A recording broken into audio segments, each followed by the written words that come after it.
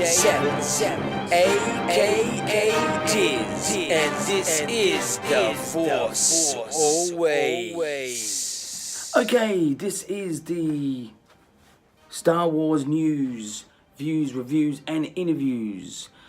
Let's get into the Star Wars news. Solo, a Star Wars story trailer has hit, and it's available now. Check it out online, anywhere pretty much. It's rockin'.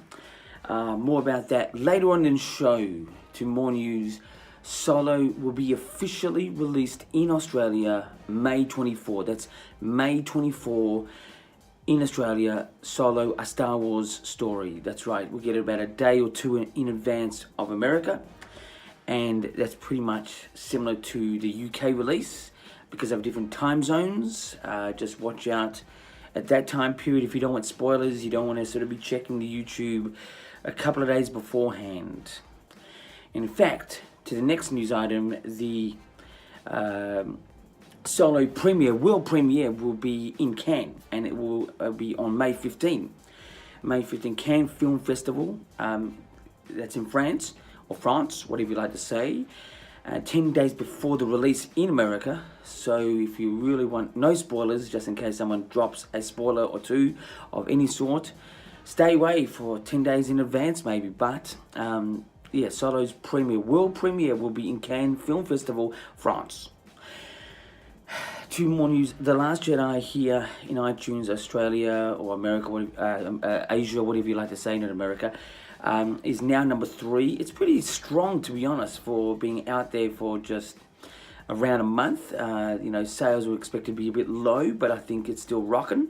Number 3 on the iTunes chart here, the Last Jedi. So it's still rocking, and you can get that on Blu-ray as well, DVD, whatever you like. I've even heard you can possibly get it on VHS, but if you have one of those, I don't know. I do have one of those players, hi-fi still, but anyway, I don't use it at this point in time. I'd rather rock the Blu-ray. To more news, there's a great documentary. It's called Prequels Strike Back. Check it out on the web. You can purchase it for viewing or actual purchase a copy of it. Prequel Strike Back. It sort of dives into the prequel era, and it sort of explains a lot of the mentality on various aspects. So it's an interesting look. Prequels Strike Back. Check that on the .com. I think it's prequelstrikeback.com. It could be that.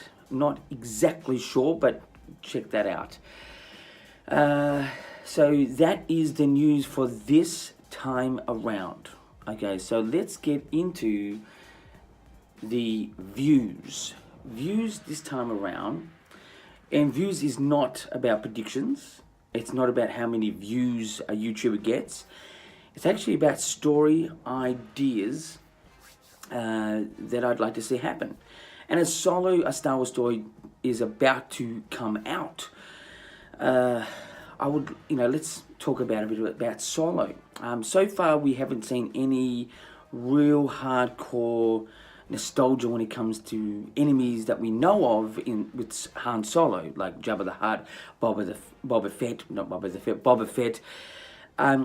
If they're keeping this concealed, it's well done. But I would like one of those characters, Boba Fett or Jabba the Hutt, to make an appearance.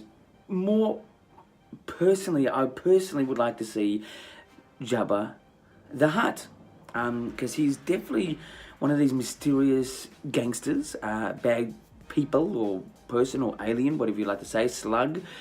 I'd like to see on the screen. It would be fantastic, and I think it makes sense to have him around, and it would really just make it feel more like a Star Wars movie. I know it's sort of lending itself to Return of the Jedi and things like this. We don't always have to rely on these characters to have a great Star Wars film, but personally, I want one of the biggest hidden character in Solo, a Star Wars story, to be Jabba the Hutt. It would be, I said this sort of last week on the show, and I'm going to say it again because I believe it would be just a fantastic villain like the master villain for Solo. Let's get into the Solo realm of things. Not Luke Skywalker, but Han Solo. And he was definitely a menacing force, so to say, for Han Solo. So that's, again, I'm just going to say that again because we didn't see any sign of Jabba the Hutt with the actual trailer that we saw a couple of days for Solo, A Star Wars Story. But if they're keeping it concealed, it's been well done. Anyway, so that's views for this time around. Let's get into reviews, and this is going to be sort of in sections. So first, obviously, it's going to be the first thing we started off with. Really, Solo, A Star Wars Story trailer. What was it like for me? What did I think? I give it 8 out of 10, just straight off the bat. 8 out of 10 for the Solo trailer. It definitely came off like a galactic Indiana Jones. This could be the Indiana Jones character for this generation. I think it's looking good. I like the feel of it. I like the music. I thought the best line in the trailer was, I've got a good feeling about this. Sort of adds to Han Solo's character, which is a bit of cockiness. And it gives a different spin on the classic, I have a bad feeling about this. But I thought it was an 8 out of 10 trailer. I think the weakest part of the trailer at the moment, I said the music was great, but I'm not completely digging when the actual title comes up at the end, the electronic sort of symphonic type of music theme song for Solo. It sounds a little dated. I get what they're going for. I think they should stick what they're going for, which is that sort of retro sort of feeling. I just think it's clashing a little bit with the heavy guitars being used acoustically or rock in the soundtrack that we've heard so far. I think that's the weakest point. But there was no real surprises in this trailer. That's what I'll say. There's no real surprises. It was definitely a really good, consistent trailer. I didn't watch this over and over and over and over, being overwhelmed by it. But it's definitely an 8 out of 10. It's on track to what I've said all along, since way back. This is going to be the best Star Wars movie ever. I should say, not movie, story. All the movies have something to offer and not to offer, as we all know. But I think, as a story, this is going to be the best adventure. I'm sure the components, what we know about in Solo, which is, Kessel Run, meeting Chewie, meeting Lando, getting the gun, all these components are great, but it's how the story is poetically told, and Ron Howard will rock the nation. I'm telling you right now, he's the man. Nothing against Lord and Miller, but I'm telling you, I'm very glad Ron Howard's rocking that. So that's my review on the Solo trailer. Also, I'd like to do a review on the Denny's ad, TV ad for these collector cards for Solo. Look, I'm going to give this about a 7 out of 10. There's a lot of things about this ad that's good and bad. The actual person playing Solo in this looks very much like the actor in Solo, A Star Wars Story, but doesn't look much like Han Solo, as we know later on. It's going to confuse the regular audience. I think they're going to look at this and they're going to go, oh my God, is that the actor who's playing Solo?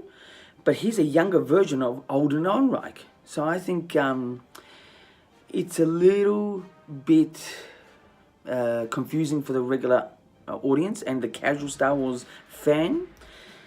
I thought the collector cards are a great idea. I thought the look of the feel of the whole ad was, nothing we're not used to, which is sort of good. We want sort of that, Tatooine bar sort of feel, even though it's not on Tatooine and it's not the bar from Tatooine, but it sort of had that feel, and that was good. But it was the whole confusion of the actual act at the end. I think people are going to get confused with that particular actor. It's a younger version of Alden Ehrenreich. That's the only part that I thought was let itself down. So 7 out of 10. So anyway, that's my review for the Denny's Solo ad. My review also includes something I sort of touched on last week, and another YouTuber is rocking at the moment. I think, I avoid YouTubers, and including myself. I try not to put any negative footage because it just does nothing for anyone but just brings things down. But when a particular YouTuber that keeps explaining that clickbait is, not good, and in this, within the same day, that YouTuber does actually put a clickbait type of video out for an April Fool's joke, which is not, I didn't fall for the April Fool's joke. You can see it coming. It's pretty obvious, personally. But I think for that YouTuber, I think he is a great YouTuber. Great source of information, great,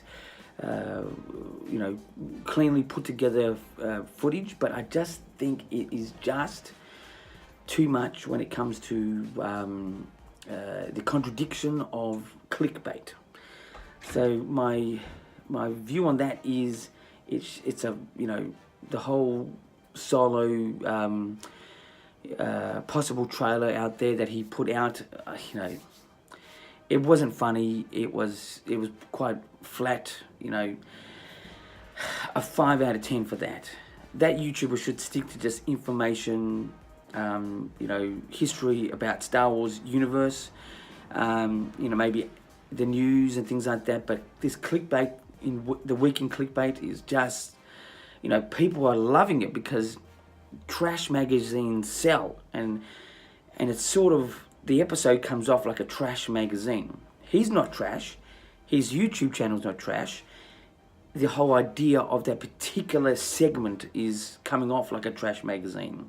I'm just not going to put people down in what they want to present. But when it comes to negative feedback on the internet from other YouTubers, as he's been doing, or even websites, just leave it. It's just not really fun. There's no sense of passionate news, Star Wars loving feeling to it. It's just not there. But anyway, so that's my sort of review on that. Okay, so let's get into now. That's the review segment. The interviews section, which is 2Q, 2 questions. That's questions I'll ask myself for you guys out there, to see what you think of what I think. First question: is it good to have Solo, a Star Wars story, premiere in Cannes Film Festival? Is it good to have Solo, a Star Wars story, premiere in Cannes Film Festival? And I'll say yes and no. I think it's yes because it's definitely a place that has recognition in an artistic integrity for films and stories and things like that. I think it's great. To have it away from America, I think that's a bit of a mistake. It sort of takes away from the whole sort of fun aspect in a premiere. Like I think the best premiere to this date was the Force Awakens premiere they had, on Hollywood Boulevard. That was great. But I think that's the only part that I'm not really for. But generally, to answer the question, I think it's good to have in Cannes because it will create a good artistic integrity to the story and movie, if it is good. And I'm sure, coming from my prediction, it is good. In fact, it's going to be the best story for Star Wars to this date. That's my prediction and my belief. So it is good. So my next question in this 2Q sort of interview sort of thing: was there enough Alden Ehrenreich in this Solo, a Star Wars story trailer that we just got? And I'll say no. But it was enough. There was aspects in this one that I got more feeling about Han Solo, and there was aspects in there that it was not Han Solo. He's definitely, I think, created a character that stands alone, that has reminiscent sort of feelings about Han Solo. But there was just not enough in there. I think they're either a little bit scared to get it out there before people just go crazy. I just think there should be a trailer. As I said, the trailer should have been Alden Ehrenreich walking up to the camera in a moment that he's in character for Han Solo, and sort of saying something that we know of Han Solo and something that new that we don't know, and really getting the essence of Han Solo. That should have been a teaser, not the trailer, but a teaser. It would have really sold us, man, this is the man for the job, and it will get us more interested in the story. But I don't think there was enough. There was definitely more sort of surrounding characters, a bit of Lando, a bit of Kira, a bit of Chewbacca, things like that. I think they're sort of using that to sort of, protect the Han Solo character in this film so far. But those characters look good. I actually thought Lando in this particular trailer was not as great. But don't get me wrong, I do love his lines. I love his acting. I think he's the right man. Childish Gambino, I think it's great. But there wasn't enough. I think maybe the best thing to do at this point is just wait for the actual movie, which is sort of a good thing for Star Wars fans, because God knows I hate TV spots, as they run so many of them just before the release. I'm just wishing they hold back on that. You save some money, Disney, Lucasfilm. You just save some money, and you'll save our Star Wars hardcore fans' hearts. But that's what I think. So was there enough of Alden Ehrenreich in the last trailer, the first official trailer? No, but it was